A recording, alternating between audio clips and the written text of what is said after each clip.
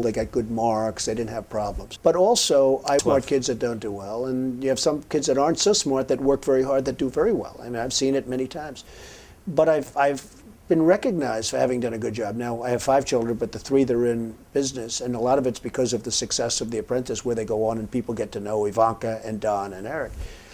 But a lot of that was early upbringing. I'd always say to them, no drugs, no alcohol, no cigarettes. And now I add for Barron, and I'd drive them crazy. I'd say every time they'd leave, no drugs, no alcohol, no cigarettes. Repeat after me, and I'd have to repeat. They'd go, Ivanka would go, Dad, will you leave me alone? But I'd drum it into their heads. And you know, you have to get through those artificial barriers. I call them artificial barriers because you can do something about it until it's too late. Once it's in your system, it's very hard to stop.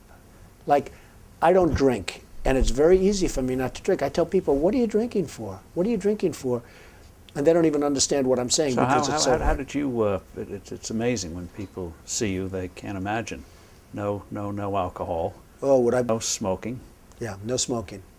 Well, I had a brother. No drugs. I had a brother, Fred, who was sadly an alcoholic, a serious alcoholic, and he was the best-looking guy you've ever seen. And he was much older than you. He was much older. He was 10 years older than me, 11 years older than me, and he was as good-looking a guy as you've ever seen. He had everything going. The best personality.